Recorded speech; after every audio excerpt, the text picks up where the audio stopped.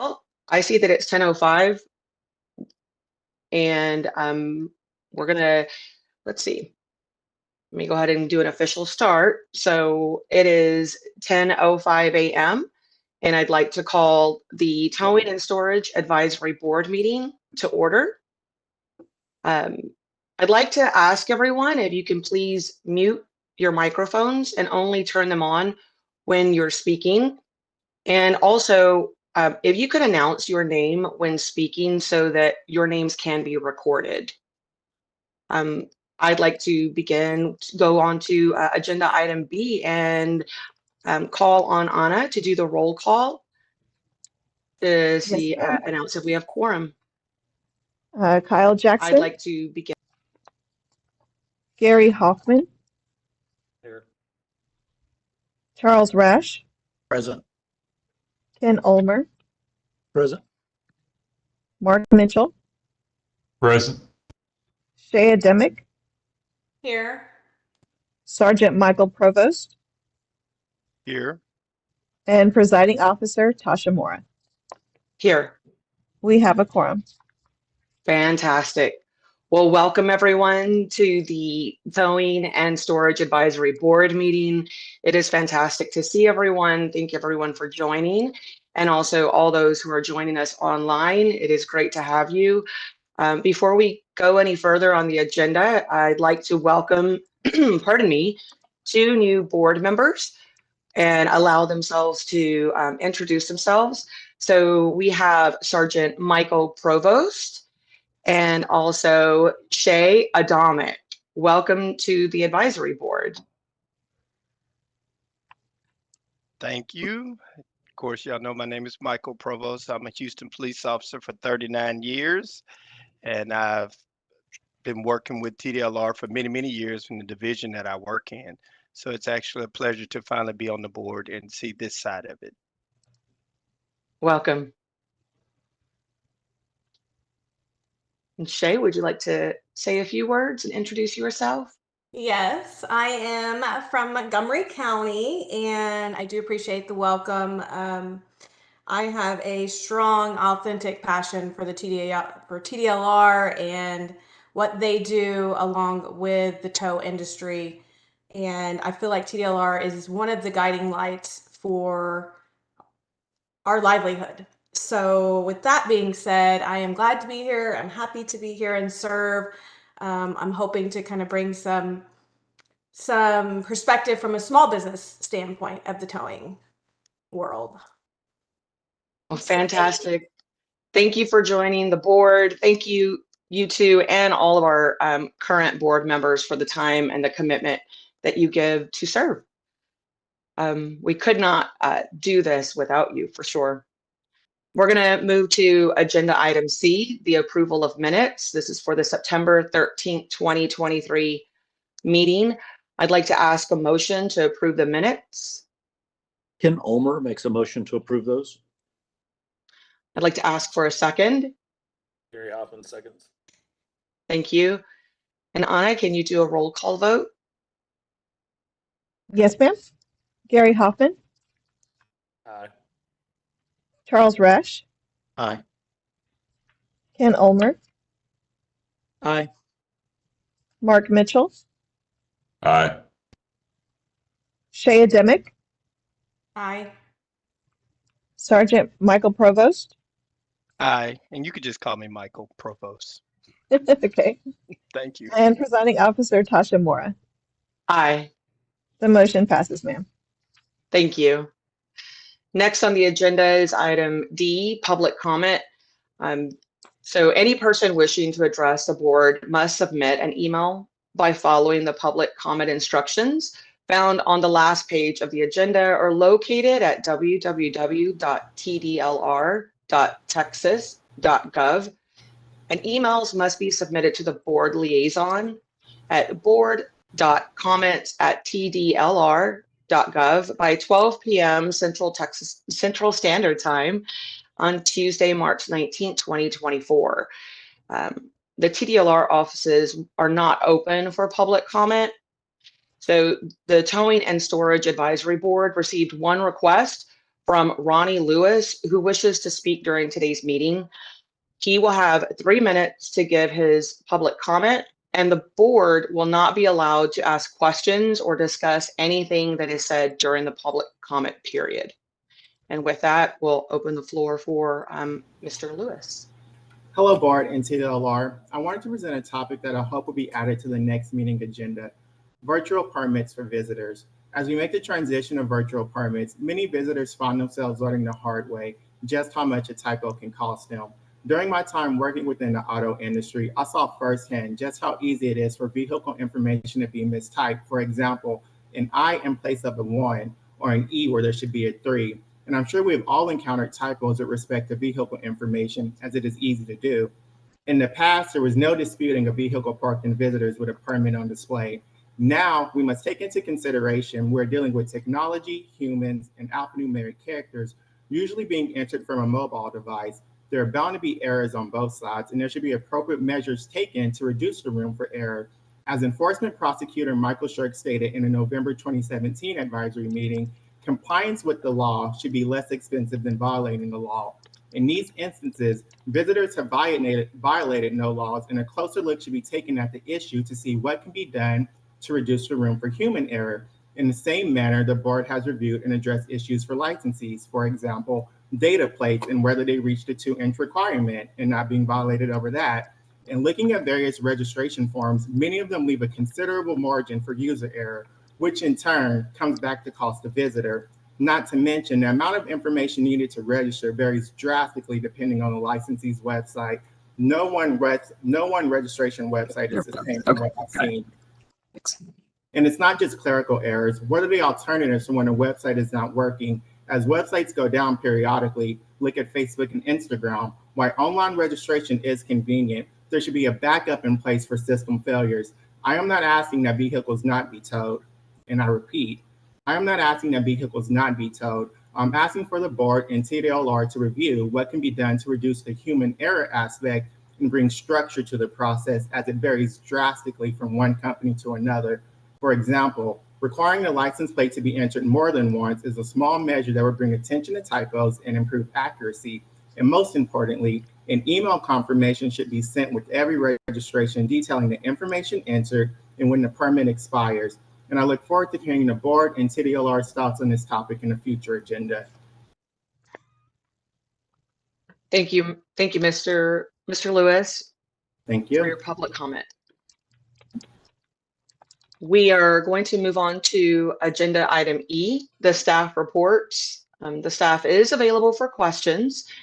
And so we're going to start with the licensing division. I'd like to call on Laura Hernandez, manager, to present that report. Ms. Mora, I just want to let everybody know that Mr. Jackson is now here. He got here during the public comment portion of our agenda. Thank you for that. Yes, Welcome, ma'am. Kyle. Welcome. Good morning. Sorry for being late. I apologize. Glad to have you here. Good morning, board members. My name is Laura Hernandez. I am a manager in the licensing division. I prepared the licensing division staff report. You will see the statistics for fiscal year 2023 and then the first 2 quarters of fiscal year 2024. And that is for the tow trucks, tow companies, vehicle storage facilities, and vehicle storage facilities employees. One thing that is missing from this report is our email counts for the industry that we receive over the years. It's still a manual process and it's not done within our division, so I was unable to get those numbers for this report, but I will include them in the next report for you all. And I'm happy to answer any questions. Gary Hoffman, I have one. I'm sorry. Gary I'm Hoffman, I sorry. have one question. On your total tow company population, it looks like it's holding around 4,400, but right underneath it where it says the active tow company and truck population, the total showing 3937 is about 475 off. Do we know why that discrepancy is there? So the differences so if you see where it says active tow companies, some that go expired that next day, some that have not renewed, Some that go inactive, say maybe for insurance, they're not showing up as active. So they're still part of the population, the total population, but at the time that we run the report for the types of towing that these companies do, they may be in a different status other than active. And so at the time I ran this report at 3/6/2024, the numbers are probably different on 3/7 as those who are expired end up renewing. And so that's why those numbers fluctuate. Okay, well, it looked like they held the same for like 3 quarters, so I was just curious why it was so far off. But okay, that'll work. Thanks. Ken Was there Ulmer, another question? Yes. Ken Ulmer, I have a couple of questions, and I'm thinking that maybe we have asked these. I'm not real sure.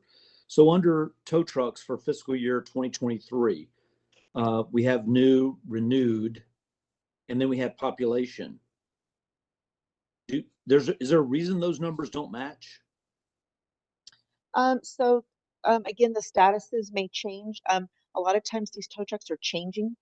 A company will get them and add them on, and then they'll end up deleting them before a new company will pick them up again. And so those numbers fluctuate when it comes to that total population. Okay. And I noticed that number was only 869 difference, so it's not a tremendous number. But if you look at tow companies, that number is pretty substantially different. 1136 for new, renewed is 7,076. And then the total population is 4,404. And that's again due to the different statuses. The system that this program is in is our tools licensing system. And so when it because of the statuses may differ, those population, when they gather the numbers to give for this fiscal year for the populations, it doesn't capture all of them, even in different statuses. And so Okay. that's why those numbers fluctuate like that, unfortunately. Okay. So that's typically, I mean, that was just a really big difference. I mean, that's an 8,000 difference. That was why that one really stood out at me. And I will go back just to verify that there wasn't some kind of a number that was missed or some kind of calculation that was off, but I can definitely look at that just to be sure. Yeah, because I couldn't imagine 7,000 were renewed and we had a total of only 4,400. Yeah, I will go back, and if those numbers are off, I'll resubmit the information to you all.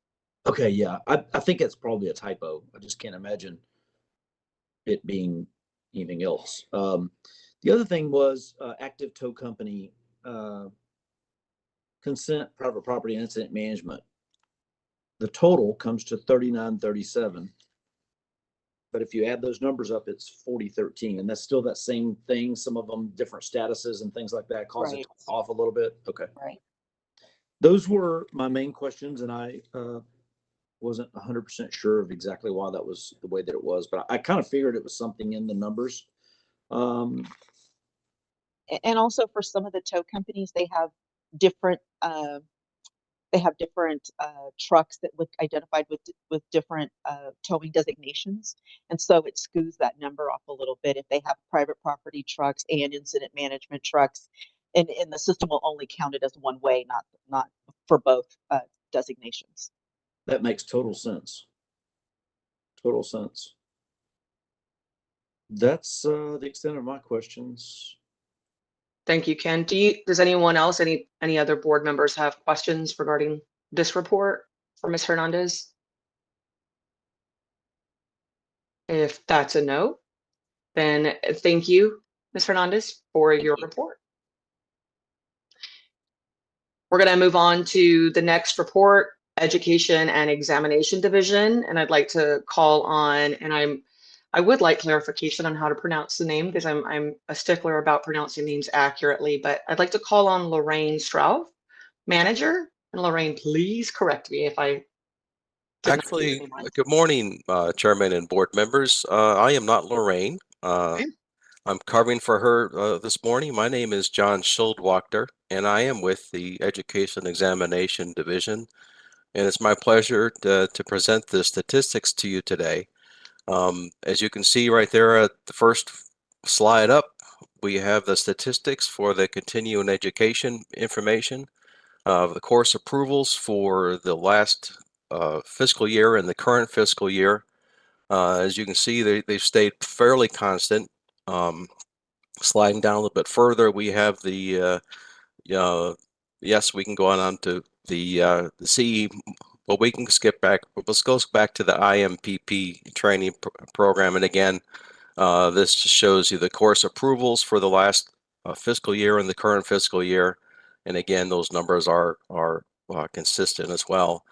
And something near and dear to my heart, some of you may have received some wonderful email from me on the monthly invoices. This slide simply shows the amount of invoices that were mailed and the amount that was to be collected for the months indicated. I believe that completes my report. And if you have any questions, I will do my very level best to answer anything that you have. Gary Ken Homer. Go ahead, Ken. Go ahead. Thank you, Same Gary. question. So curriculum and course, I know they're completely different, but I notice we only have 8 curriculums always. Is that because of some limitation, or is that truly all we have is 8 curriculums? To my knowledge, sir, there is no limitation on the number of people that can have a curricula approved. That is the actual number. Okay, it just stays steady at that 8. So I guess it's those 8, and I'm assuming that's an entity that wants to do training, and they've submitted a curriculum to you to be approved, and then their courses would be would have to meet that curriculum that they had presented, right? Yeah, courses that are approved have to meet certain guidelines. If this is a little bit out of my purview, but I can certainly, if there's any more questions, I can reach out to my the other staff on my team to get you some more answers to that. I think that answers it. It was kind of unusual to me that it always stayed at 8. Right. There was never any fluctuation on that. So I couldn't figure out if that 8 curriculum, if there's only 8 curriculums and where the courses are coming from, the new courses. I know you renew the course every year. Right. And it can be the same course. It just gets a new course number. I completely understand all of that. Because we couldn't get enough new content to have a brand new course every single year for everyone. So I think that my understanding of that is correct. If something is determined and I have kind of misstated or misunderstood it, I'd appreciate any type of clarification. I will get that to you, sir. Gary Hoffman, my question on the last part of the slide, the CE monthly invoices, that's coming from the companies that are doing the training. That's the money's owed to TDLR. Is that correct? That's correct. These are invoices that are sent to continuing education providers, and that number you see there for January and February are the number of invoices that were mailed for TOE, and you can see the dollar amounts there are below what those total to. Okay. I was thinking so, and really my question was kind of why is the total so much more? Is that due to previous outstanding, or is that some training companies that may have gone out of business owing the agency money, or do we know why it's 35,000 as opposed to the 8,000 owed, or it's just listed on those 2 months? That's a good question, sir. I do not have an answer to that. Typically, there should be a running balance for the months indicated, and I can reach out to Anna and to the staff to get you that information. Okay. All right. Thank you. That would be really helpful. Thank you for that. Sure. Board members, are there any other questions regarding this report? Ms. Mora, I just want to thank John. He is filling in last minute for Lorraine. We couldn't get Lorraine on because of some technical issues with her computer. And so John stepped up for us. So thank you. We appreciate it. You certainly did. Thank you, John. We do appreciate it. Thank you, everyone. It's my pleasure. And like I said, I will make sure staff reaches out to the advisory board staff and gets you the information. Thank you. Okay. If there's no further questions regarding this report, we're going to move on to the next report from the Customer Service Division. And I'd like to call on Claudia Enriquez, the manager, so that this report can be provided. Hi, good morning, board members. My name is Claudia Enriquez, and I'm the Customer Service Manager for this program. As you can see from the report in front of you, for fiscal year 2024 in the month of February, our call volume did increase slightly, but there were no contacts made through email that were sent directly to customer service. So we were good on that. Other than those statistics, that's all I have really, unless you have any questions for me. Thank you, Claudia. Board members, are there any questions? Ken Ulmer. I'm just wondering, so this is customer service from like typically a towing company asking a question or, okay. Right. It could be anywhere from wanting to help with an application, checking on a status, or checking to see if a document was received. So yeah, it Okay. could be anything related to that or a VSF. Is there a reason? I mean, I haven't had to reach out to TDLR, but I'm just wondering why there are so few emails. Is that not something we promote heavily, or? The only reason customer service will get emails for the towing is if they don't include the licensing program that they're with. If they do include it, they will go directly to the licensing department. So that's why we haven't gotten any so far. So they're using, they are selecting the license type. So we would only get it if they don't select the license type, and then we read the email and we realize that it's a towing question. So that's how it gets labeled under the emails. Okay. So, but all of those are physical phone calls, right? That volume number? Right. Yes. Okay. Is there any future thoughts about TDLR maybe taking more questions via email so that it could save some people's time? Yes, absolutely. We are working on a lot of the information actually that people call about are a lot of the information is available on our website. Right. So I think that a lot of people just rather talk to a person. We do instruct them, or we do teach them and show them where to find that information in the website. So it's all a learning process, but we do have a lot of information. Anything new that comes up, we do post it on our website or do it in an email distribution. So we do try to make it an easy process as much as possible. Yeah, I just Direct to would, customer. I mean, I would see that as a time savings on TDLR's Right. part.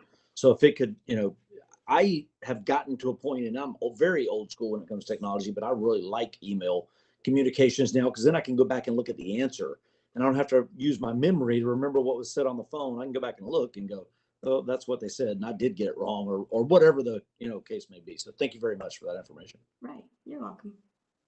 Mr. Ulmer, if I can chime in, this is Brandy Myers, Deputy Executive Director. Ms. Enriquez is right that a lot of times it's just a matter of preference.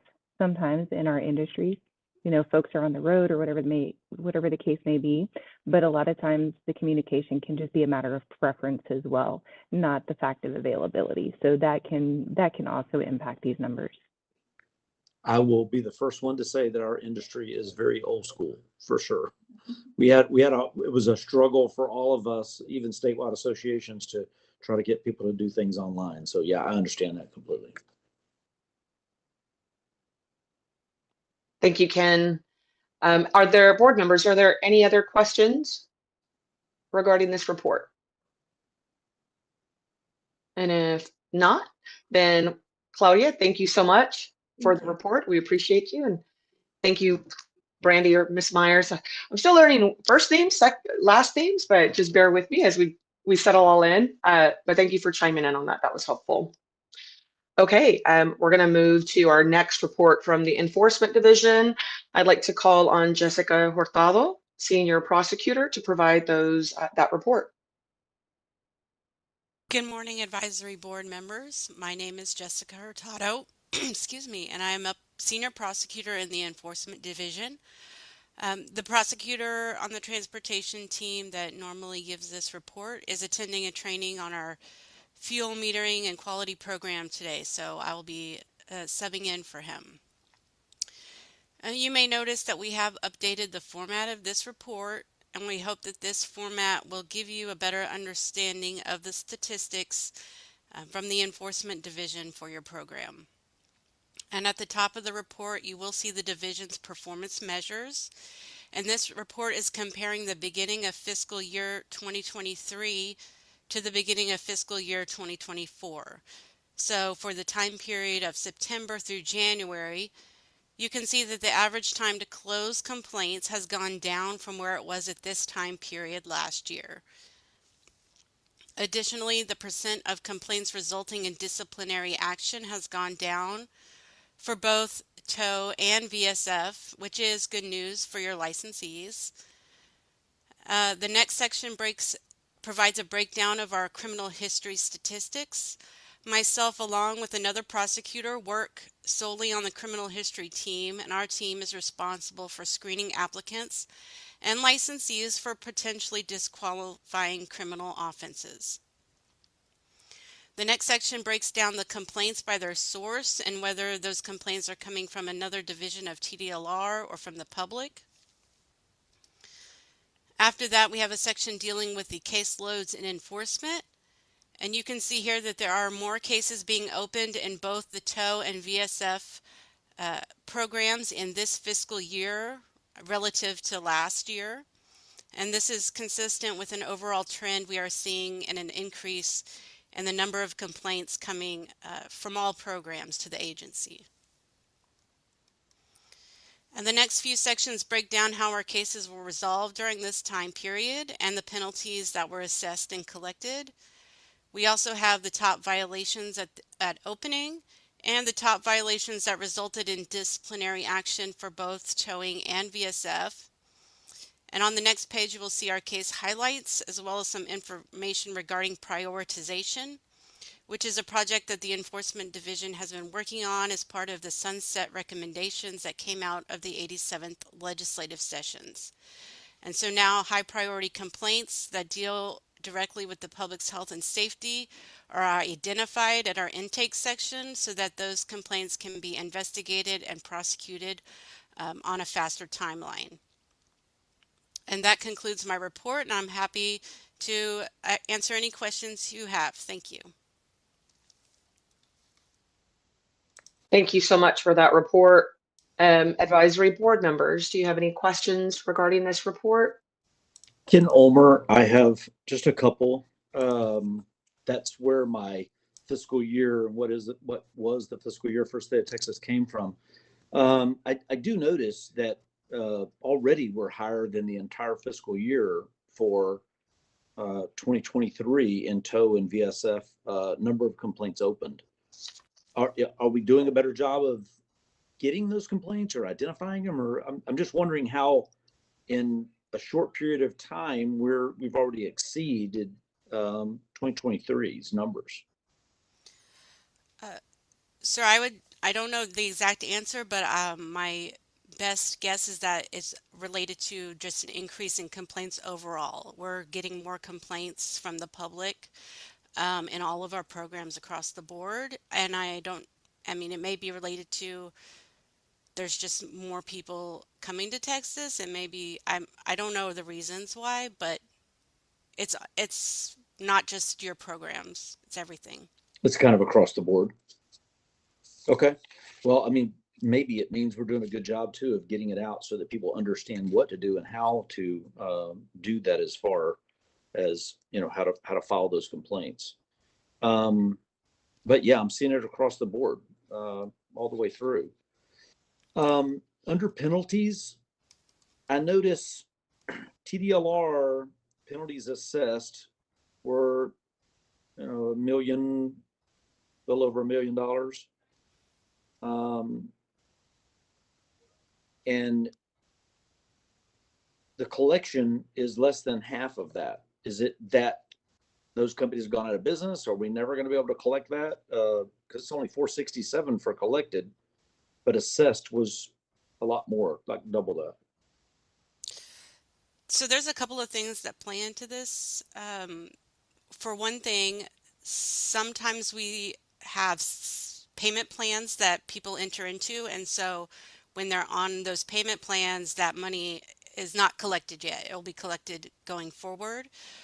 Some of this is from defaults that we get against individuals who never respond to the department. And so those monies have to be collected on the back end, and we have processes for trying to do that. So those are the two main things that contribute to why the assessed is more than the collected. Okay. Because the other thing that confused me was for fiscal year 2024, we've already collected almost as much as we did in 2023. I was wondering if maybe we're able to identify those better or something, or maybe the board asked for clarification on those or something. I wasn't exactly sure, but I mean, kudos to TDLR to be able to collect at a higher rate than you did in 2023. I think that's not a bad thing for sure.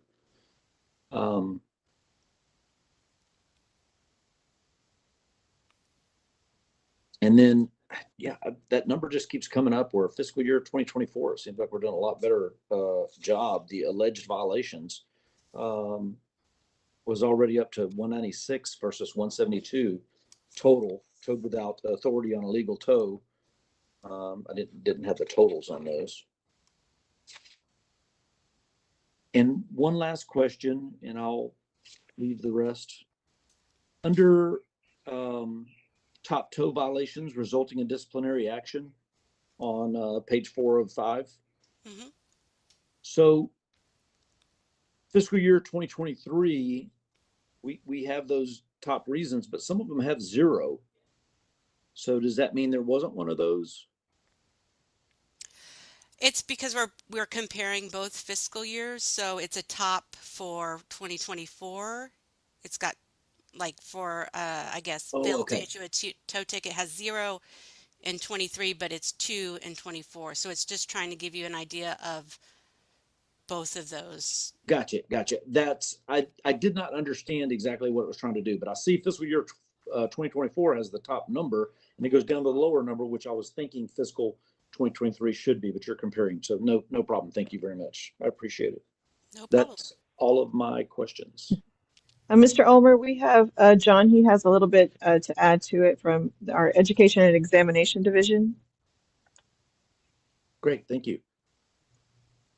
Hello, everyone. This is John Schildwachter with Education and Examination Division. And yes, I'm back. I believe there was a question regarding the number 8, and I did verify with staff within the division, and that is a true and accurate number of the number we have, and it's been very consistent. You are absolutely correct. And then also the CE invoice totals, all that was missing there, as you also recognized, were the months that were not written down individually, but that the total is correct for the current fiscal year through February. We will certainly add those totals as we continue on with these advisory boards, and I'll be happy to help in any way that I can. Thank you, John, for that clarification. And just so that we are all clear, we were talking about the enforcement division statistics, but got new information or clarifying information on another report. And so that's what this clarification was. Thank you for being able to bring that back to us pretty timely within the meeting. Thank you for that. Thank you very much. Ken, does that help, or do you have any follow-ups to that data? No, that's perfect. I just, when I saw that 8 so consecutive, I was thinking I was just trying to figure out how that got there and how it stayed 8 the entire time. But no, thank you very much for getting back and super timely on the answer. Fantastic. Okay, I'd like to come back to this report for the enforcement division. Were there any other questions from any of our board members in addition to Ken's questions? And I'm just opening the floor for that. I did have a couple of questions. Let's see, I'm trying to track where I see this.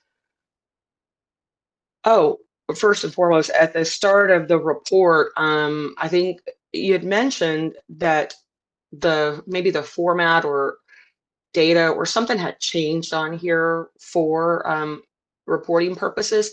Can you show us what area was changed so that we can see what those differences were?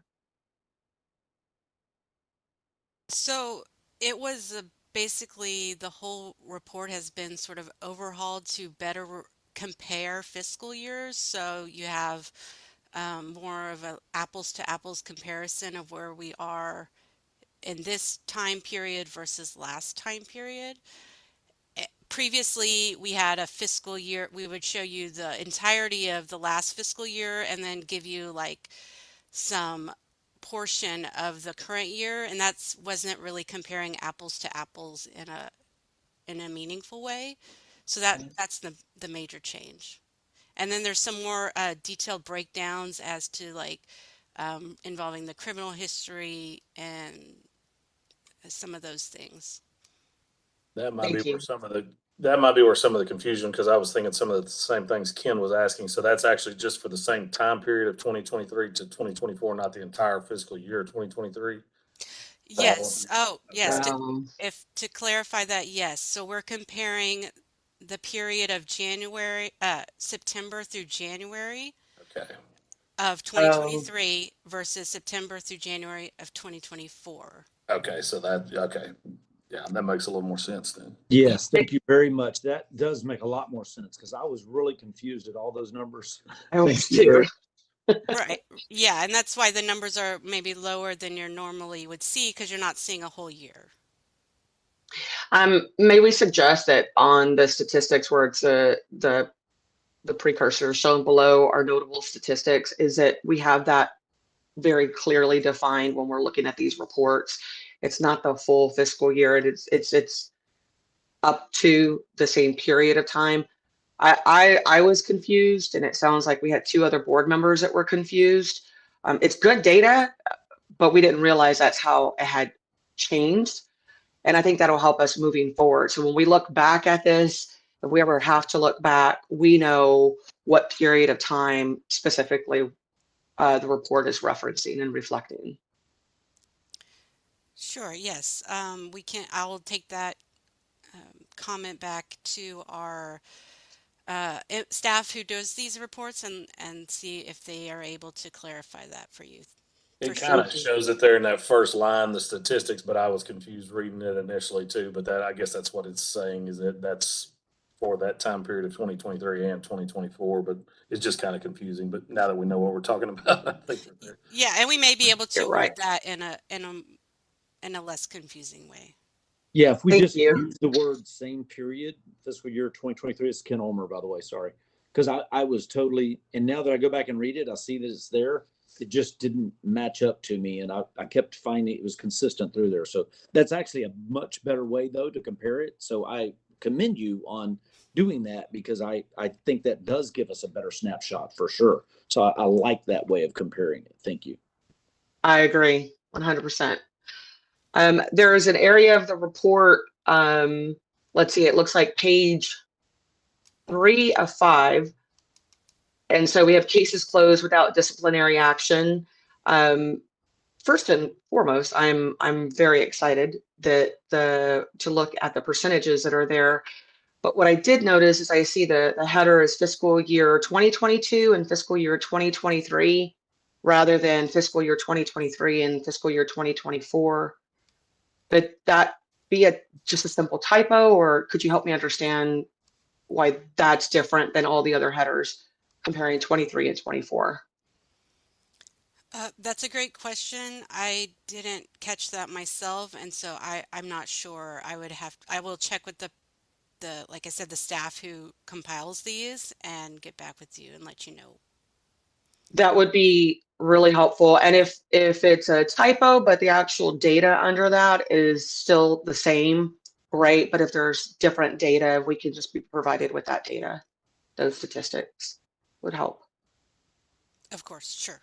Ken Thank you. Ulmer, I noticed the same thing, and I noticed the asterisk after fiscal year 2023, and I was looking for a footnote. I didn't see one.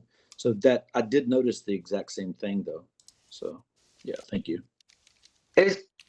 So with that, is there a footnote that we should be aware of with the asterisk? I didn't see one myself, so I think it may just be a typo. Okay, so I'm being told it's just a typo. So the 2022 is a typo or what part of that is a typo?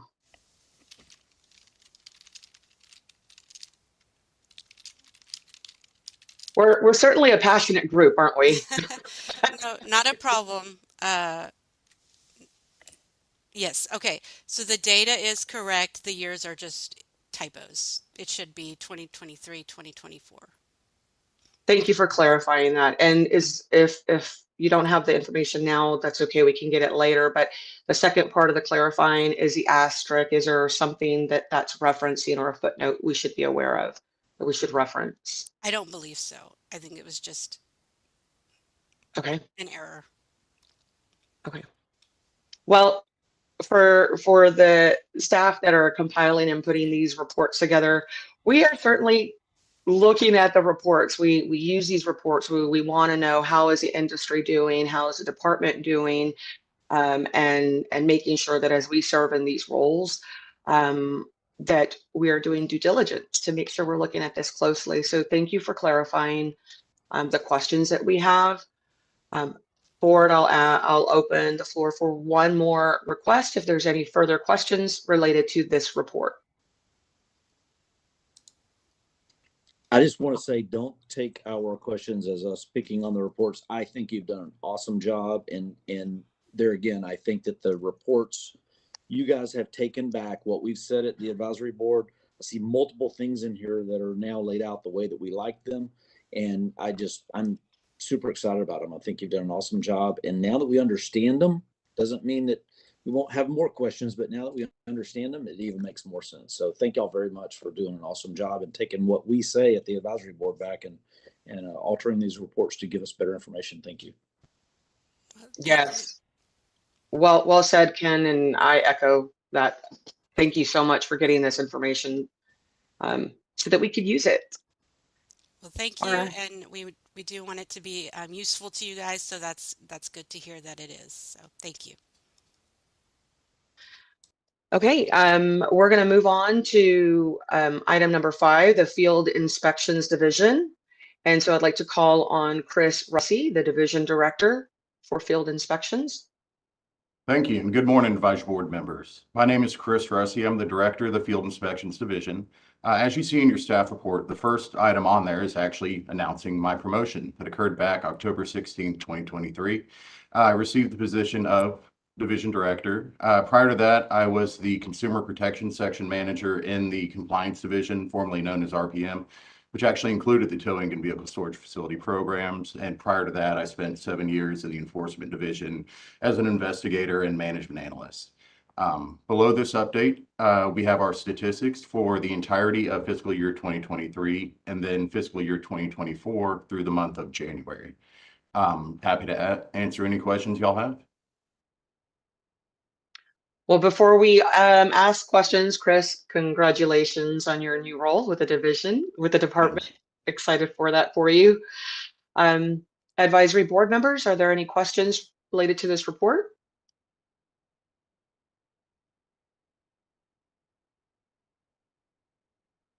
Okay. Well, that's a very succinct report. Thank you. All right, thank you. Y'all let me Chris, off we easy. I appreciate appreciate it. Okay, we're gonna move on to item number 5, the Field Inspections Division, the Compliance Division.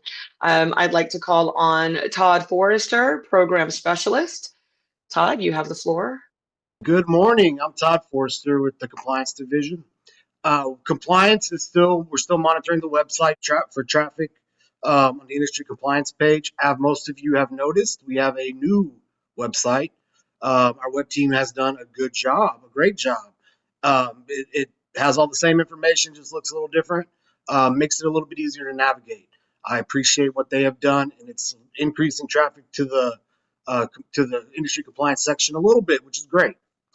We are continuing to our analytics process to better monitor, review, and answer questions that come into the department. We get a lot of them. To kind of touch on one thing that Ken was saying, I get a lot of emails directly, Ken. And so I think that's where some of it goes. And then the new use of the web forms, I think, has taken the place of some of that as well. So it's kind of an overall effort at TDLR. It's not that the emails have gone away, because Trust Education and Examination Division, as a manager, I am offering a week from today one last training. I hope this continues in the future. They have to find somebody, hire them, and train them over towing in VSF before they will start the trainings, I assume. But a week from today, I'm going to do one more training. It's free. It's online. If you want to sign up, towing@tdlr.texas.gov, and I will get you signed up. Are there any questions? And again, before we open it up for additional questions, congratulations, Todd, on your new role. We're gonna miss you as far as training for VSFs. But thank you also for plugging your last training that's going to become available. So any licensees that may be listening and watching online, just know that as Todd has announced, there's one more last training that will be offered until further notice if the department continues this training opportunities.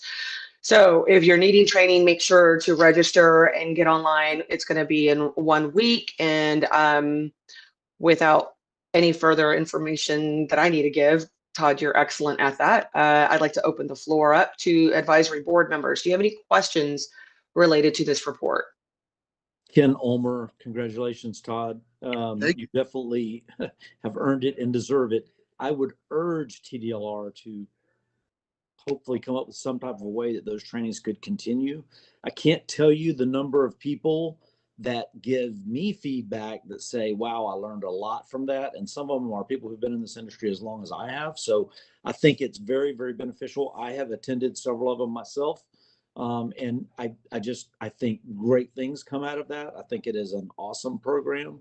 I know that it takes some effort on TDLR's part to do it, but I think it is really, really good. And I think I think Todd set the bar very, very high for anyone who steps into that position for sure. And we won't miss you, Todd. We will assure you we will follow you wherever you go at TDLR. And that's fine. In the meantime, a manager for the compliance division, Michael Strawn's going to be taking over. He is a very capable, intelligent, smart person who I feel in a matter of no time will be able to do these trainings and continue them going forward. If not him, he's more than capable of hiring somebody who can. And he knows. It's kind of funny because he came from the education department. And so actually I have the role that he had. And so I will need his help and he will need my help. And so it all works out. We're still on the same team. We're all, if he has a question he can't answer, he's more than welcome to reach out to me, as I'm sure I will be doing to him. Madam Chair, I'd just like Elizabeth Salinas, Straight Matter, General Counsel for TDLR. I just want to publicly thank Todd for everything that he's done for this program. When I started 7 years ago at TDLR, Todd was the first person in the agency who took my hand on tow VSF matters, and he has worked with me, been available to me every single day that we have been here. He really is the heart and soul of the tow VSF program, and we will miss him a lot. He has always been available for industry questions, for internal questions. He is always willing to take on, you need me to do research, I'll do research. You need me to look into that for you, I'll look into that for you. He has always been available to the industry and to us, his colleagues. And I know he's just moving over one division, but it will be hard to replace him. But I also know Michael Strawn, he is, as Todd says, an excellent, very intelligent person as well. We will try to make this as seamless as we can. We will continue to provide the level of customer service that you are used to under Todd. We just ask for a little bit of patience as we restructure our program a little bit and bring Michael on board and usher Todd over to a new era with TDLR over in education and examination. So thank you, Todd, for everything you've done, for this program, for the licensees, for the consumers, and for us as your colleagues here at TDLR. You are a shining star here, and I'm very proud of your promotion, and I'm very proud of you as a person. So good luck, and we'll still see each other and talk all the time, but for you all behind the scenes, Todd is the glue that holds tow VSF together, and I hope to be able to fill those big shoes. And it'll be okay. It will be. It will be. Yeah, I just want to say thank you, Todd, for all you've done too. echo Thank what you, everybody Garrett. else is saying there. Appreciate it. All right, thank y'all. One thing, Todd, the website is amazing, and I couldn't have said it better. Everybody said wonderful things that I agree with. The website is very streamlined and easy to navigate. Love that. You did a great job answering questions along the way. Just to clarify for all the viewers, this training that you're going to give here in a week or so is not a continuing education. No, You it's explain to them a little bit more about what this training consists of in case their first time. so the idea originated. I used to be an inspector. I was an inspector for 6 years in East Texas. I had 15 counties. The majority of violations that we would write as inspectors would come from vehicle storage facilities. There's a lot of paperwork and minutia and paperwork that has to be done, and it has to be done right. And because of that, there's no continuing education for vehicle storage facilities.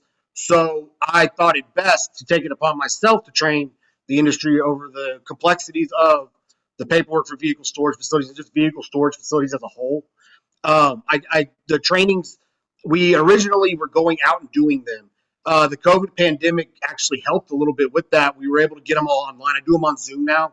We can now serve a bigger population, even underserved areas that may not have been worth it for us to go there. We can get them online on Zoom. It's based off of the compliance manual I made for vehicle storage facilities, and it's essentially all the laws and rules for vehicle storage facilities, but condensed and put into a way that's more logical. And I created checklists for everything. I've created sample signs, everything you could think of for vehicle storage facilities to help however we can with that aspect of it, because so many violations were written there. The first thing we did is we got TDLR together, and we got, the tow task force got what it is we interpret these things as, whatever these questions are, because that's the first step. If we can't do that, it's hard to inform the industry. So after that, it went to the trainings with the compliance manual, and it's been great so far. It'll be on Zoom. Like I said, it's not a continuing education. You don't get any credit for it, but it doesn't cost you anything, and it could save you a ton in violations. Thank you, Todd. It's like 4 hours Thank you. of me talking, which 4 hours of me talking isn't that much. Pretty normal. Thank you, Todd. I appreciate that information, and Shay, thank you for bringing that up, and that way licensees that are listening get that clarification. Very good point. Yes. All right, if there's no further questions regarding the compliance division, last call, then we're going to move on to our next report. Thank you, Todd. Thank you. All right, our next report is the Executive Office report, and I'd like to call on our Deputy Executive Director, Brandy Myers, to please provide that report for us. Good morning, Presiding Officer and board members. I am Brandy Myers. I'm the Deputy Executive Director over our Administrative Services and Strategic Response area of the agency. Happy to be here with you today. Ms. Mora, you mentioned earlier changes in the personnel and new names, and the Executive Office is no stranger to that right now. And I want to let y'all know that our Executive Director right now is a familiar name and face. Y'all would probably know Mr. Brian Francis. He is back as our Interim Executive Director right now. Happy to have him. You will recognize the name Steve Bruno. More than likely, he was our Legislative Director here at the agency. He is also now a Deputy Executive Director, and he's over our licensing services. So he is over the Education and Examination Division, our Customer Service Division, and the Licensing Division. So he's another one. And then I'm new to this role as well. Although I'm new to the role, I am not new to the agency. I've been here for almost 5 years, and prior to becoming the Deputy Executive Director, I did serve as the agency's Chief Financial Officer. So again, happy to be here and serve in this new role and get to know y'all and work with you. For the bill implementation update, I have nothing to report. And on the strategic plan update, so every 2 years, we do a strategic plan. It's required statutorily. We're going to send this report over to the Legislative Budget Board and to the Office of the Governor. But TDLR, as you know, kind of does things different in a good way. And so we're going to take our show on the road. What that means is we're going to go out into cities in Texas. We're going to go out to Houston, El Paso, Harlingen, Arlington, and then we'll have an Austin session.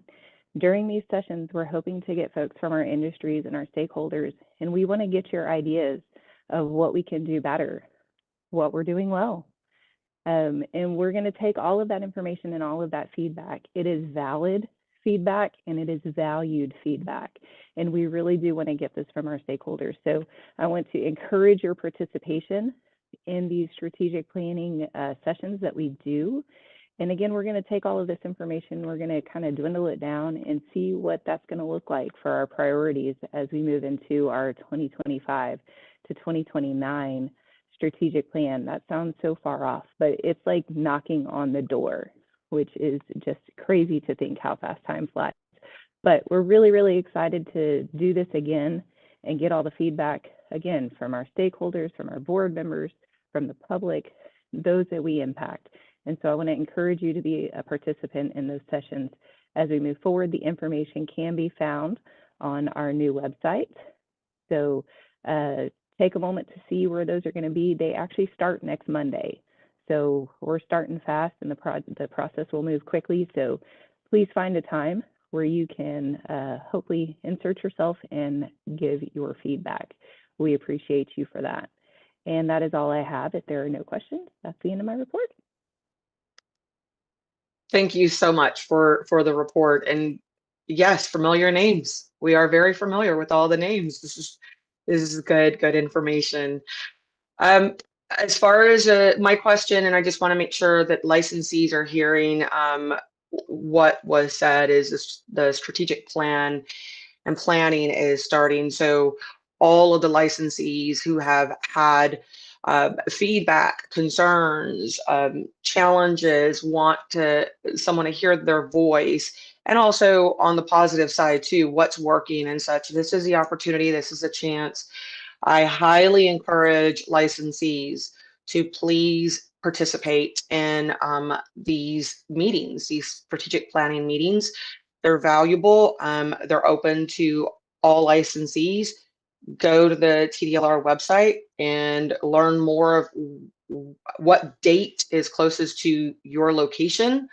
I also believe that there's some emails that were sent out to licensees as well. So check your inboxes for the email that you have on file with the department.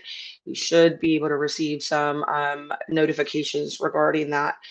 A question for licensees who may be in outlying areas and may not be able to attend in person. Are these in-person only meetings, or is there a virtual option for these meetings? Yes, that's a great question, and thank you for bringing that up. When we do the Austin meeting, that one will have a virtual option. So if you're not anywhere close to any of those cities, the Houston, El Paso, Harlingen, or Arlington, when we do the Austin one, that will have the virtual option as well. And shoot, attend more than one. If you're in one of those cities and you come and visit us, thank you.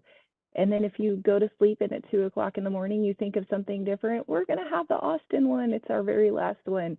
And so you have multiple options to join in and participate and provide your feedback. Thank you, that's helpful. Board members, are there any questions? I have a quick question. What's the setting like in a strategic planning room? Do you have somebody navigating through the room, asking questions, or you have a speaker, raise a hand? How does that work? That's a great question.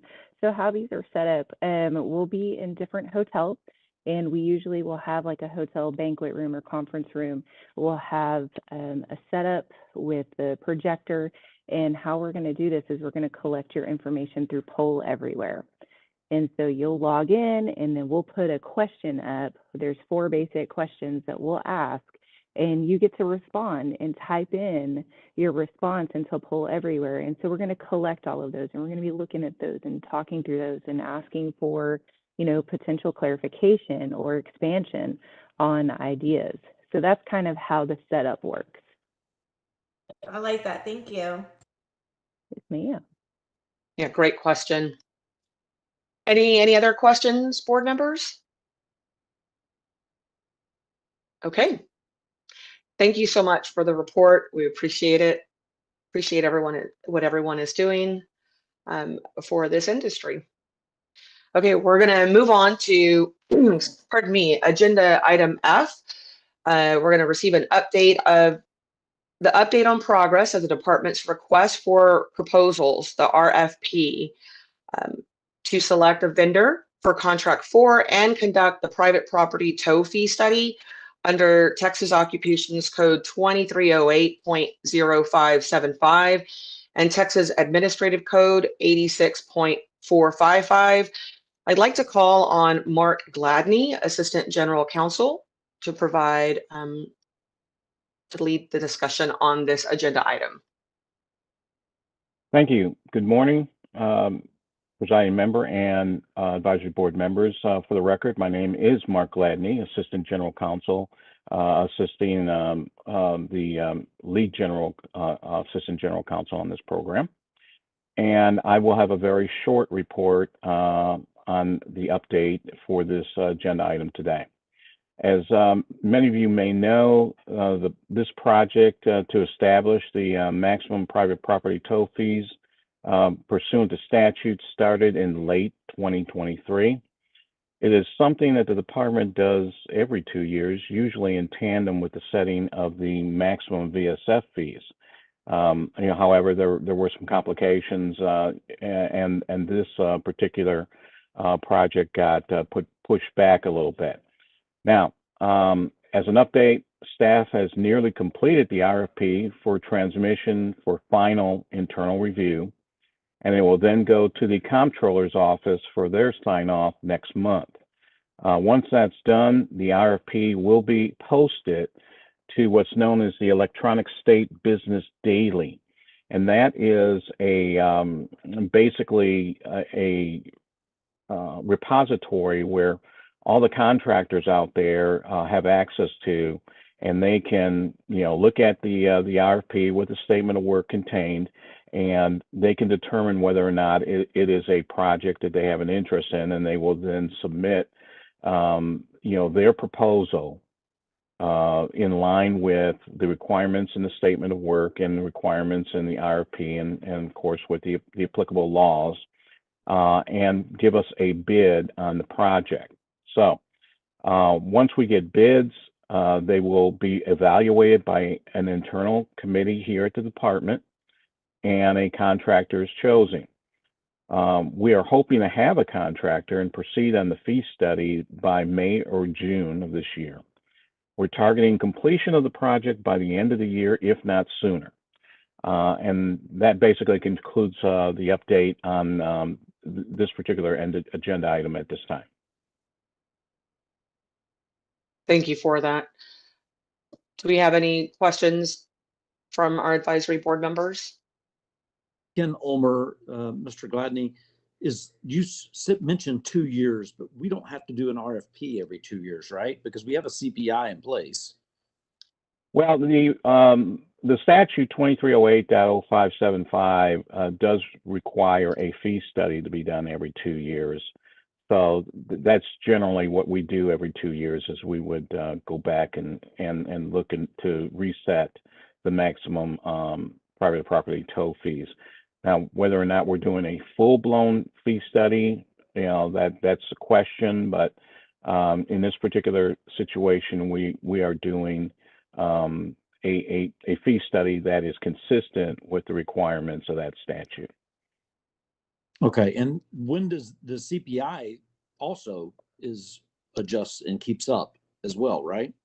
Yes, the CPI is a component under the statute that the fee study will be examining. Okay, great, thank you. Any other questions? Okay, thank you. Thank you. Hey, agenda item G, we're going to move to a discussion regarding the towing and storage of electric vehicles and concerns from licensees related to the towing and storage of these types of vehicles. after they've been involved in an accident and understanding the statutory requirements to tow and store these types of vehicles. And I'd like to call on Elizabeth Salinas Strittmatter, Assistant General Counsel.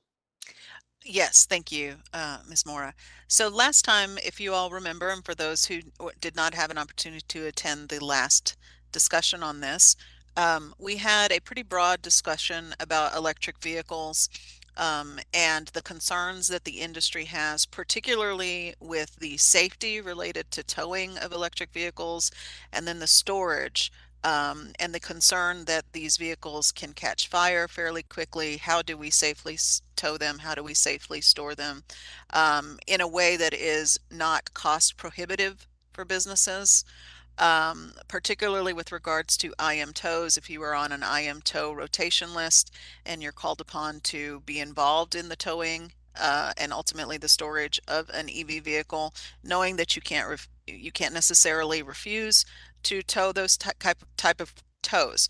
So we had a very sort of broad conversation about that last time. The board at the end of the meeting asked that we can be able to continue the conversation this time. We did actually appoint a work group for this issue. We have not had a chance to meet with that work group, so I'm not exactly sure what some of the continuing conversation would be during this meeting, but I think that Mr. Hoffman probably has some additional things that he might want to suggest for conversation around this subject. You know, as you just heard from Ms. Myers, we are headed into strategic planning. This is the time for you all to have these conversations with each other and with your associations to decide whether you want your associations to make this a priority during the next session, and if so, what does that look like? Because as you all know, TDLR does not push legislation, but we often get asked for our input on legislation. So conversations like this will help to inform us on how we respond potentially to questions by legislators about possible legislation. So knowing that, I will open the floor and I'll specifically hand it over to Mr. Hoffman. I know he's been really involved in this issue, and if he has any updates on anything he'd like to let you all know about, or if he just wants to make some additional points related to EV vehicles. Sure. Thank you, Elizabeth. I don't have a whole lot of updates, but the more that we can talk about this and the more ideas we bring forward to know how to approach it going forward would be great. I was hoping we would have that work group meeting before this meeting, but we haven't had time to do that yet. So I think a lot of discussion in that will help as well, but it's just a lot of the same safety matters. I actually worked in an accident 2 days ago myself. I had to jump in a truck because I had two people on vacation, and it was a 2021 Tesla involved in an accident. And so I'm fortunate enough to have enough room, but when I get to my vehicle storage facility, dropping it where it's by itself 50 feet away from anything else, but still, if it were to have the thermal runaway problem and catch fire, then you're looking at all the debris either being on your facility if you don't take one of the further steps that we had discussed before about having some kind of containment device, whether it being concrete barriers doing it or the new containment device that I was talking about that's being sold, but they're $30,000 a piece, and then falling under TDLR's guidelines if we're still only able to charge the same amount as we would for any other vehicle under 25 feet long, being the $22.85 a day plus taxes or whatever. So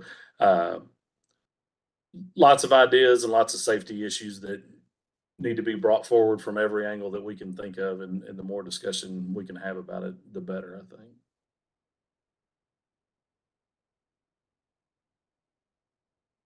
Anybody else want to chime in? Ken, you got any ideas you want to throw out, or anybody else want to talk about it? Ken Ulmer, I would just add that, sorry if I stepped over someone. The training is getting better out there. There is some new training and stuff available. It is very, very new.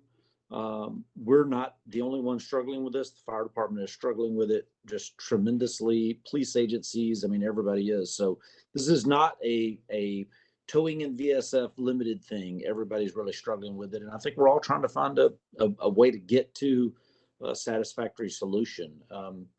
You know, unfortunately, I think the situation we're going to be in is to get any type of monetary solution, we're going to have to go to the legislature. which is fine. We have to map out a way to get to them and what we're going to tell them and make our case. But I agree with everything Gary said. I mean, this is really evolving technology, at least for the towing industry. Technology has been out there for a while, but for us, it's really evolving stuff that we're trying to catch up with. And we're even seeing some of the big trucks now with the batteries, the Amazon trucks and stuff like that. And I think they're going to be an even bigger issue. So yeah, this is something we can't ignore. That's our job, and we're doing our job well, jumping on top of this and making sure we're prepared for it. Thanks. I have a question for you all that I think is important for TDLR to consider as we move through the future and through our own strategic planning.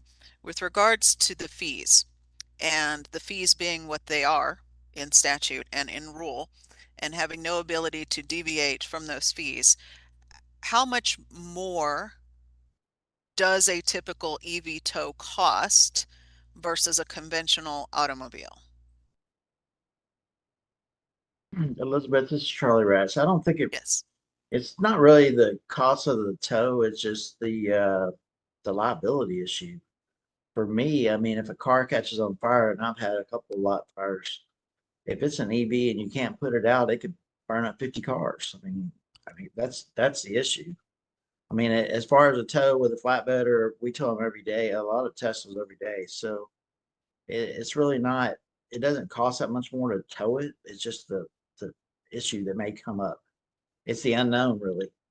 And I think that, we were going to talk about this in the work group, but we really need to get a CE developed and require IM towers to take it.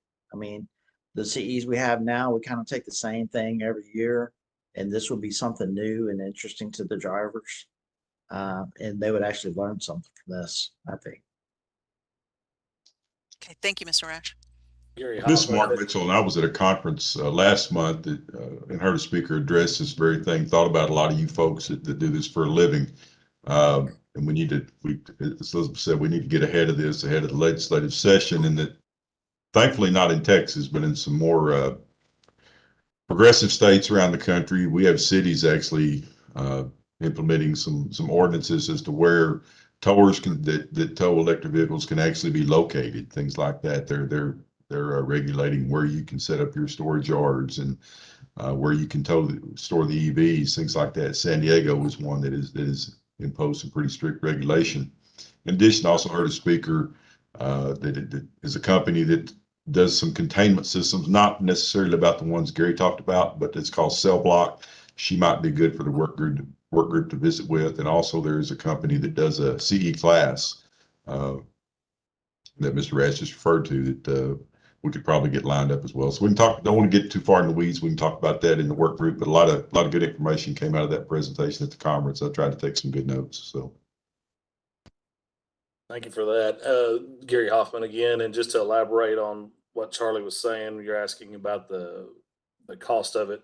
I agree completely. It doesn't necessarily cost us any different for the actual tow itself.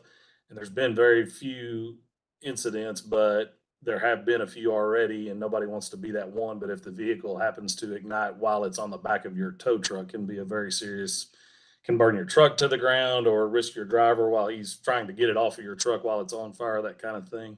So there's just so many, like you said, unknowns out there that there's so many different things to add to, so many scenarios to add to it and to consider and think about while we're doing this, as well as what he's saying about the VSFs. I think we mentioned in some of the meetings before, our insurance coverage is obviously going to be more. They're going to be asking, are you storing these electric vehicles?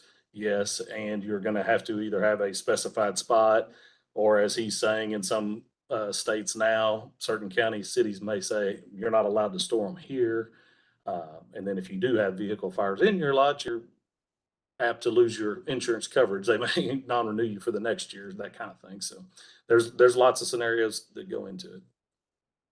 And this is Tasha Moore, and I would like to just add to the question of how much more does it cost? I think that first is there's tow and there's storage, and that's already been said. I believe there are costs that increase the cost of the tow. And that's why we can dive deeper into the work group, because there's the additional training. So what if you have to train your tow operators how to handle the vehicles, what to do in the case of an emergency, and so that's additional training that is provided, and staff time and resources to do that. And it's necessary, because that's where we are now. So there's these unspoken and invisible costs that you just can't get anyone to tow a vehicle that's electric, that knowing that this vehicle's been damaged somehow, and it's possible and it's reasonable to believe that this vehicle could ignite on the back of a tow truck. What next? So additional training for that is additional costs. So there are additional costs. I think that the industry is just, quite frankly, used to absorbing a lot of the requirements and not being able to be properly compensated or being able to charge for that in some respect. And so it's just a mindset is, no, that's an additional step that's going to be required. So as licensees, what are those additional steps that licensees are taking in order to provide service to those vehicles? And recognize that's in addition to what's already happening, and what does that cost? And so I say that so that licensees that are listening recognize it's very, very, very expected. We just tend to do that. Okay, now we have a new make and model. We need to be responsive to it, and we absorb it. But there's costs there. Now, how much? I think that's the industry is needing to collect their data and put it together and say, okay, this is what we're seeing that it's costing. I have a question for Mr. Mitchell with regards to insurance. Are insurance companies contemplating, or are they currently requiring tow drivers to be specifically insured for towing EV vehicles in some states or in some municipalities? Not to my knowledge. Now, I understand I'm on the claim side. Okay. And not on the policymaking side or the agency selling side, but not to my knowledge at this point. But it's certainly a valid concern, a valid consideration, because it's a greater risk. Personally, we've had situations once the vehicles that you guys towed made it to insurance auto auction. We've had some thermal runaways out there, and that not only burned our vehicles, but burned vehicles that belonged to other companies. And in one instance in Austin Fire Department said the best thing we can do today is dump a load of sand on it. We're not going to pour water. It was back during the drought, and they said we don't have the water to give. So. Okay, thank you. I have something I wanted to say, Shay Adamic. I agree with all of this. I do think this needs to be set as a priority. As far as cost goes, I completely agree with that as well. Not all of these cars have insurance. Not all of these cars get picked up. We are going to absorb the cost of disposing of these vehicles and properly. Also, we're going into hurricane season here soon. So I think this workshop would be beneficial to happen before that season ends, because from my understanding, water in these electric vehicles, and even along the Gulf, when you have salt water involved in combustion, we are really looking at some safety issues. Yeah, I'll make sure that we get a work group called before our next meeting, so that you all can get together and share some ideas. What we typically do in work groups is the members will go and gather research and share with each other, have fluid conversations, and then we'll come back and report to the full board and to the folks watching what those conversations were. I really do think the more we have this conversation, though, because this is such a broad concern that, as you all have said, it doesn't just concern your industry, it concerns police, fire, first responders, consumers as well, insurance companies. Definitely think as we move forward in strategic planning what you can talk to your boards about, and what you want them to push for the next session. I do have one more question, Shay Adamic here. Do we have any guidance for our tow companies out there for electric vehicles and hybrids? Just any kind of reference to just instructions for now? I've called Tesla myself and asked. Other than the U.S. Department of Transportation, I know they have a page of recommendations. They're vague, but they're working on it. You can tell it's in the works. Do we have anything we can refer our tow industry to other than that? I would ask for Todd to chime in. I know he's done some research. TDLR does not have that kind of guidance that we provide. I think that's a little outside of our jurisdiction, but it is, it's on that line of what do we offer? Can we offer it? How do we offer it? But I know Todd has been doing some research on this. Todd, do you know of any guidance to offer to the industry? Other than the NTSB, they'd have the document, as you said, it actually comes from the National Transportation Safety Board. And so the thing with this, we are right now currently looking at rulemaking for electric vehicle charging stations. Through my research for the electric vehicle charging station regulations, we have a bill implementation team for that. It came over in 3 bills. This is for the charging stations, though, not the actual electric vehicles, just to clarify. But I had to figure out kind of how electric vehicles worked, and it's very complicated. But even with that, there is not a lot anywhere on any of this stuff yet. It's all very new to everyone. So much so that on the work group that we have for electric vehicle charging stations, we have a member of the Texas Fire Commission, and he said the same thing. He's like, right now we just don't know what to do. Our best thing to tell people is if it catches fire in your garage, pull it out. Well, we can pull it out for you. There's not enough experience yet with these things for people to know, and so it's a fast moving field. It's a growing field, and it's something that we're kind of going to have to learn as we go. I understand, and I wish there was more, but right now we don't have enough information on to even create or provide suggestions. It's just so new. I would add that it is so new, and there's so many industries that are trying to respond. And even though many of us are still collecting information, the need to respond to these vehicles is still there. And so it's just what are we to do? And I think that is something that licensees, especially, because the example that you just gave of the fire commission stating that if a EV burst is on fire in the garage, that we'll pull it out.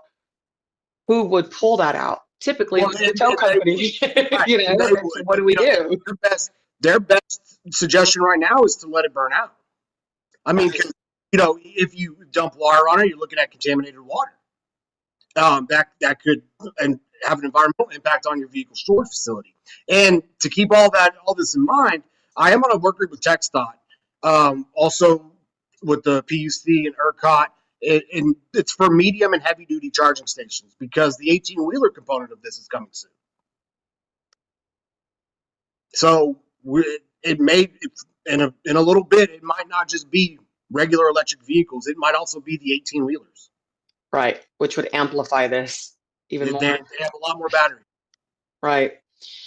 Some work group data and work that I would suggest is if we have commissions like fire departments and such, is maybe collect data from them. Is what is it costing when they service? I mean, because they've got to keep pretty tight records on those things, and so many unknowns. And we appreciate the department and being as supportive as it can be to the licensees in the industry. And it's even more reason that we have to make some decisions as far as this ties into another area, but rates and such. Like what are we going to do in the meantime?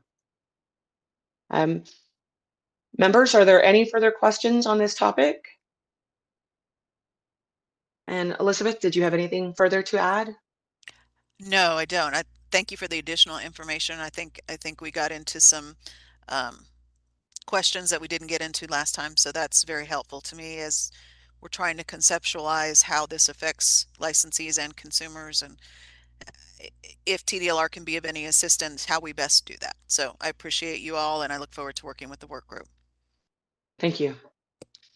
Okay, we're going to move on to agenda item H, discussion regarding TDLR review of VSF rules in the Texas Administrative Code, Chapter 85, vehicle storage facilities, including an update on the rules work group involvement in this review and plans to conduct an internal and work group review on tow rules in Texas Administrative Code, Chapter 86, vehicle towing and booting. So we'll just keep it with Elizabeth. The floor is yours. Yes, thank you. For the record, Elizabeth Salinas Strittmatter, General Counsel. So what we are doing, or what I started doing towards the end of last year, and as we've moved into March, is I've been having internal discussions with various divisions specifically focused on the vehicle storage facility rules to see what rules might be problematic, might need to be clarified, or if we need additional rules in certain areas. So Todd has been extremely helpful in assisting me with that and in analyzing the rules from his perspective, from a compliance perspective. I've spoken to our inspections folks, our enforcement folks, and I just had my last meeting with our board work group on vehicle storage facility rules earlier this week. So the purpose of all of this is for us to keep pace, for our rules to keep pace with what's happening in the real world, in y'all's world, right? And so anytime there are concerns about the rules, or anytime there are concerns about rules not keeping up with what's happening in the industry, that is what I'm looking for. That's the kind of input and data that I am looking for. So where I'm at now is we have gathered all this information and I've compiled comments that every division has made about things that they'd like to see changed in the rule, and the work group as well. The work group's going to finish up providing me with some additional information that I asked for at our meeting earlier this week. And once I have that, what I'm going to do is I'm going to sit down with compliance. So with our new compliance contact, Michael Strawn, I probably also will be trying to get Todd to come to these meetings as well. And what I'm going to do is I'm going to take all of the data, all of the input, and I'm going to say, where does this cross? What rules were mentioned across the board or by a majority of people? Do we have jurisdiction to do what I'm being asked to do? And if we do, we will prioritize those things for rulemaking. So I anticipate that we will have some kind of rule package that comes before you all in 2024. Now, understand that that will not include every single rule that's in Chapter 85. It might only involve 1 or 2 rules, or it may involve 15 or 20, or I may have to break up rule packages into smaller components depending on what it looks like when I sit down and I put everything together and say, okay, this looks like where our areas are. I will say that a number of comments that were made internally and by our work group with regards to changes to the rule are actually statutory in nature. So since we're in strategic planning, that's the kind of the theme for this meeting, that you all, if you haven't gotten the hint, we're in strategic planning. So what I'm doing is, as I'm taking the input, if something falls into strat planning, I'm putting it in the strat planning bucket. All right. And so then when I'm involved in internal strat planning discussions here at the department, that's my opportunity as the GC on this program to say, I think maybe we need to look at the following things, or I think the associations are going to push for the following things. And so, or we may be asked to comment on the following things. So all of this is sort of for us to make sure that we are keeping pace with what's happening, for us to make sure that our rules are practical, and even more importantly, that they're easy to understand, because badly written rules happen. They happen to the best programs and they happen to the best boards. Badly written rules are out there. I've seen some of them in the VSF rules. Those are some of the things we'll try to correct. We will also try to correct some substantive things. There have been concerns raised about the cost of notices, concerns raised about the burden of providing notice through newspapers of a certain population, of a certain circulation. And like I said, some of those concerns may be statutory in nature, but to the extent that they're not statutory in nature and they might be ripe for rulemaking, that is where I will come in and say, okay, I can do a rule on this and I can do a rule on that, can't do a rule on this yet. I'm going to have to wait on that. I will do the same process with the tow rules contemporaneously. So pretty shortly, I will start calling upon my internal colleagues to get their input on the tow rules, which are much more lengthy and much more involved than the vehicle storage facility rules. So yes, I picked the easier portion of your business to start with first.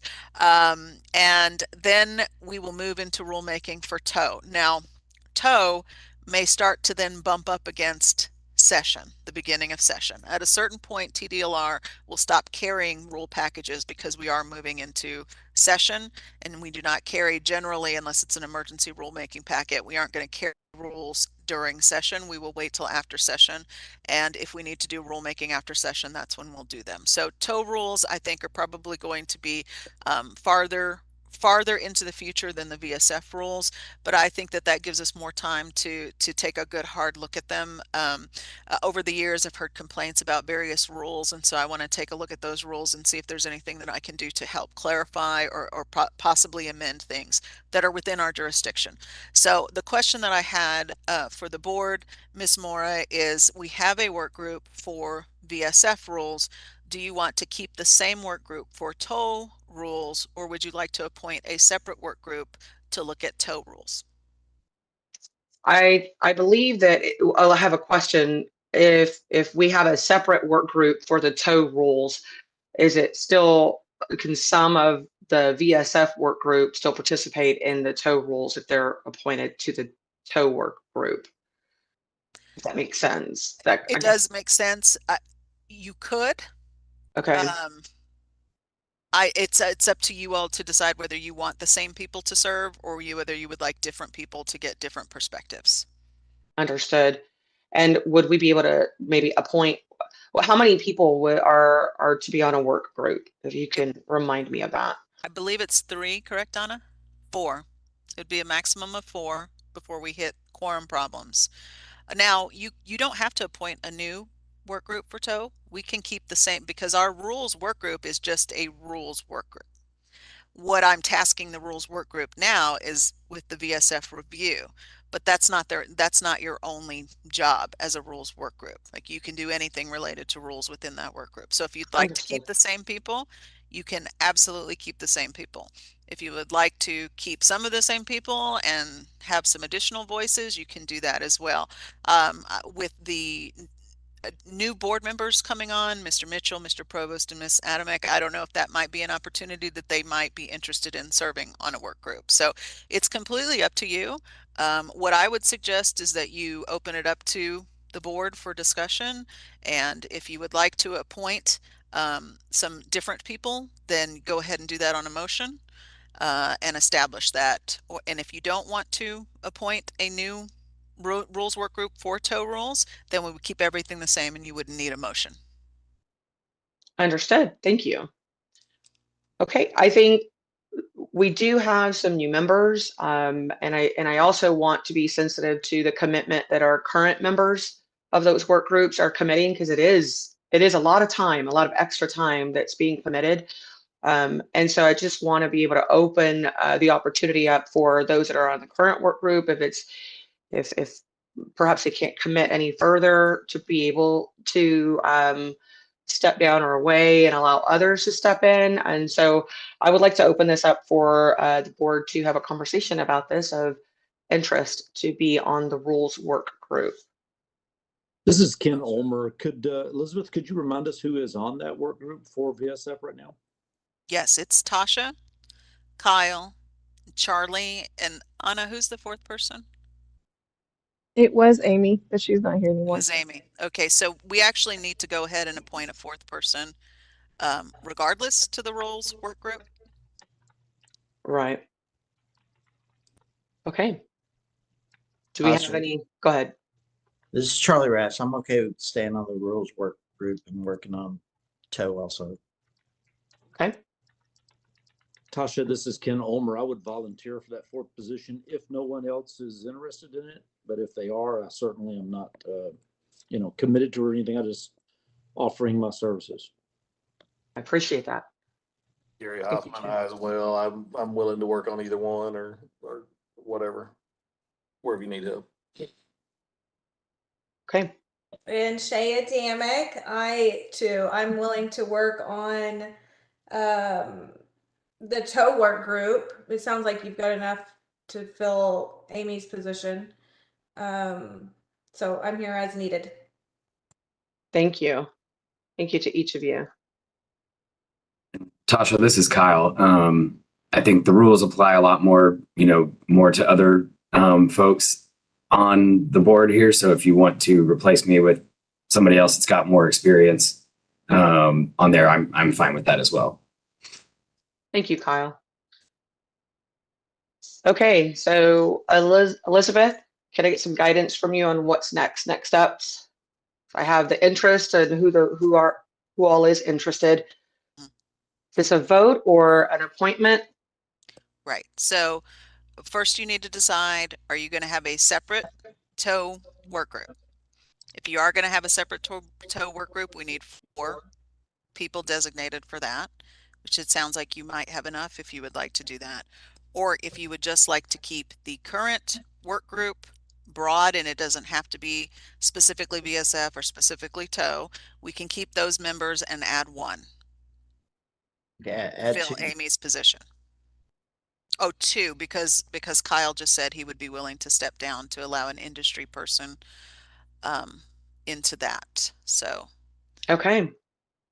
So Palmer, Tasha, just my input. I kind of think you should keep the same work group personally, because we all know towing and VSF are really intertwined a lot.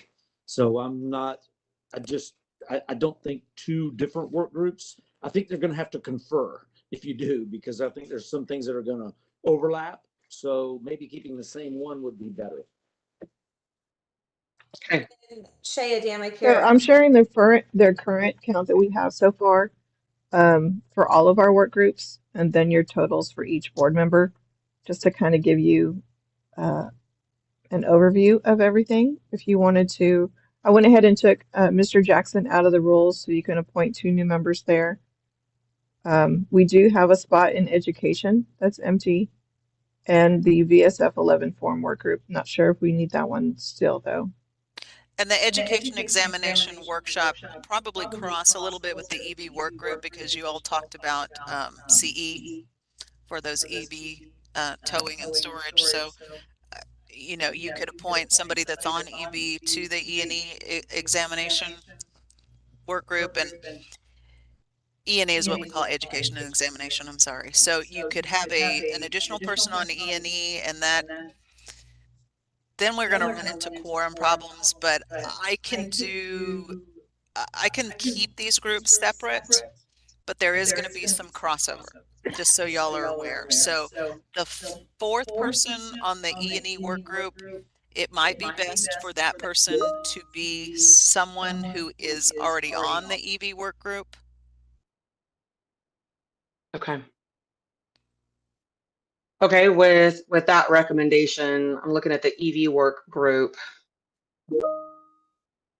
And so then I would like to appoint Gary Hoffman to serve on the rules work group to fill in the position and the opening that Amy has.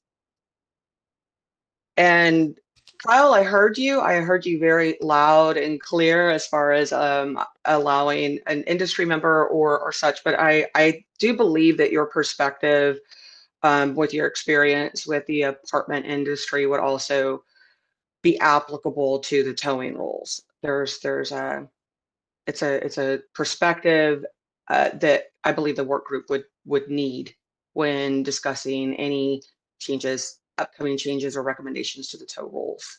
So I would like to keep you on the work group if you are in agreement with that. Yeah, that's fine. No problem. Okay. So Right. Ms. Mora, then you would need to have a motion to add Mr. Hoffman to the rules work group and a vote. Okay. Thank you. So I will entertain a motion to add Gary Hoffman to the rules work group. Ken Ulmer will make the motion to add Gary Hoffman to the rules review work group. So Thank that's you. a second. Mr. Ulmer made a second, just for the record. I'm sorry, I'm who sorry, was the no. one who made the motion? You're correct. You're correct. I got confused. Mr. Ulmer is making the first motion. We need a second. Okay, thank you. Mark Mitchell, the second. If Anna, if you can take a count on the vote. Yes, ma'am. Kyle Jackson, Aye. Gary Hoffman, Aye. Charles Rash, Aye.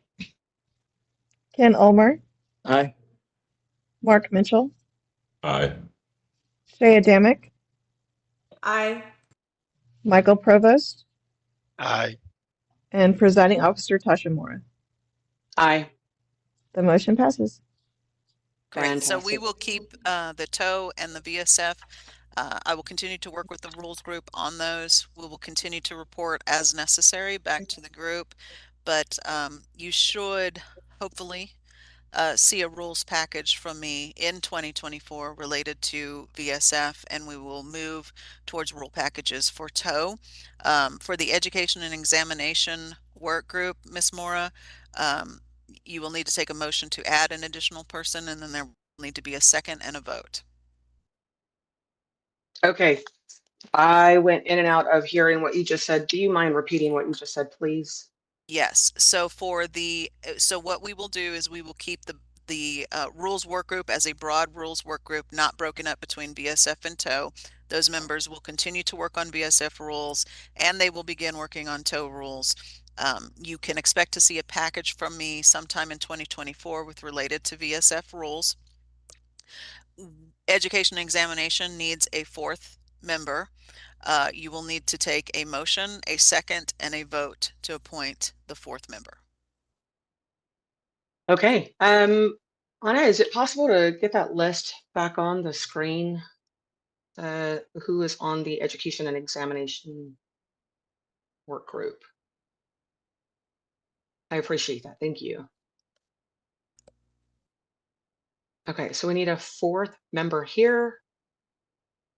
And this, I know you had stated a recommendation, the education and examination work group and the EV work group, those. Looks like they cross already. Okay. So you could appoint somebody to the E&E work group who is not on any work group right now. That may provide the newer members with an opportunity to get involved in a work group and get a different perspective, a fresh perspective on that work group. Perfect. Okay. So the fourth person that I would like to appoint to that work group would be Shea. And pardon me. And I would like to entertain a motion to accept that appointment. Ken Ulmer makes a motion to appoint Shea Adamick to the E&E work group. Charlie Rash, I second it. Thank you. And I'd like to take a vote. So Anna, if you can take that vote for us. Yes, ma'am. Kyle Jackson, Aye. Gary Hoffman, Aye. Charles Rash, Aye. Ken Ulmer, Aye. Mark Mitchell, Aye. Shea Adamick, Aye. Michael Provost, Aye. and presiding officer Tasha Mora. Aye.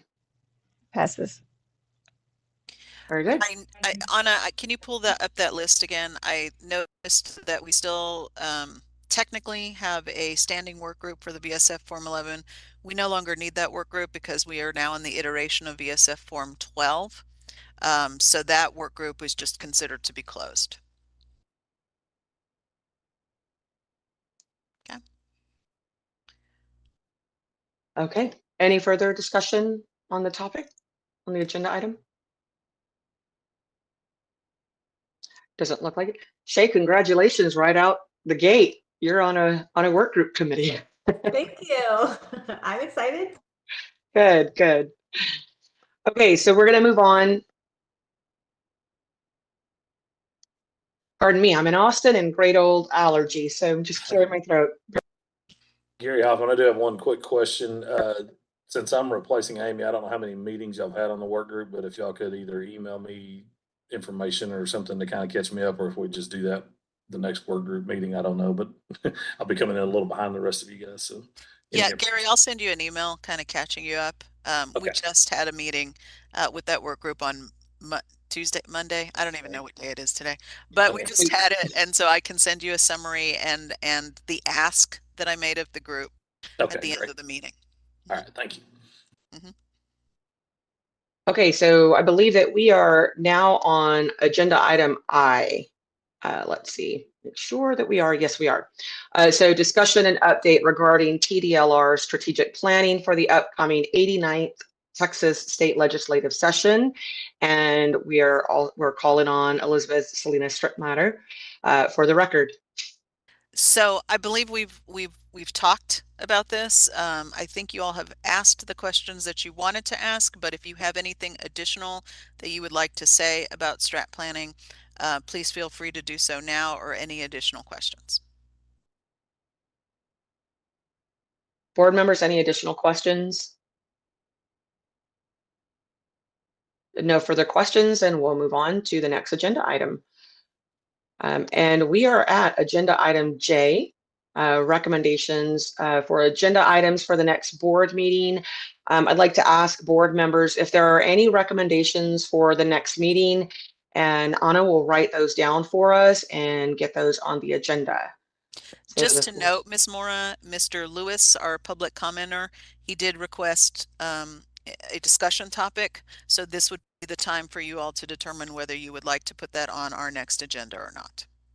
Ken Ulmer, I would like to put that on our agenda for sure. I think it was very enlightening, and I definitely think it's an issue that we probably need to be discussing and that we probably need to be prepared for. I know that we're seeing a lot more towing based on these electronic visitor programs and all of that type of stuff. And I think it's just going to continue to get more technology driven. So this is really something we're going to have to struggle with, and probably, I think without a doubt, is probably going to lead to things that are going to have to be changed at the legislature as well. I just can't see that not coming into play here. So I think us being on top of it is a much better thing. I would definitely make that recommendation. And I think Mr. Lewis did an awesome job of his presentation and explaining what he was talking about. Thank you. So noted. Do we have any other recommendations for agenda items for the next board meeting? I actually can we get an overview of state of emergencies, natural disasters, and preparedness for those things? What is TDLR's role on that, and what steps happen? Yes, we have a whole process for that. We could bring in somebody to talk with you more specifically about TDLR's role. We have a disaster recovery mobile unit. And so we can bring in some folks to talk about that and let you all know what steps we take specifically with regards to tow VSF. And I think that would be a great topic as we move into hurricane season. Thank you. Thank you, Shay. Are there any other topics or recommendations for the next board meeting? So it's Charlie Rash. Should we put the EV cars back on there again, just in case we get to our work group, since it's such an important issue? We can certainly I don't do have that. a date for the meeting. I don't have a date for the work group, but if it works out time-wise, it might be worth discussing. I can put all the work group updates on there for you too. Okay. So this would be a work group update and not an additional item added? Yeah, but for right now, you can just go ahead and put it, yeah. Just go, we will here internally decide if it's how that runs, how it looks. Okay. And board members, I'm asking one more time because I'm allowing for the delay on the online meeting in case they're trying to say something and I'm not catching it. So final ask, are there any other recommendations for agenda items for the next board meeting? Okay, I think it's safe to move on. So we're going to move on to agenda item K, discussion of a date and time and locations of the next board meeting. Pardon me, Anna, if you can poll the board members for a future board meeting, would be great. Yes, ma'am. We'll probably poll you for something in June. Okay. All right. So is that something we're going to be asked now while we're on the meeting, or is that going to come electronically as a poll to board members? Oh, no, I'll send you an email later on. Okay. Thank you. Thank you. All right. So it's time to adjourn the meeting. Thank you, everyone, for your time. This was a robust discussion, as always, with our group and our board. And thank you to all the staff for your support and answering our questions. Licensees that are online, thank you for tuning in. It's important that you tune into these meetings so you get information right from the source.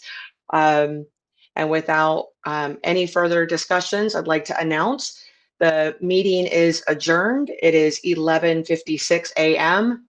Thank you, everyone, for your time.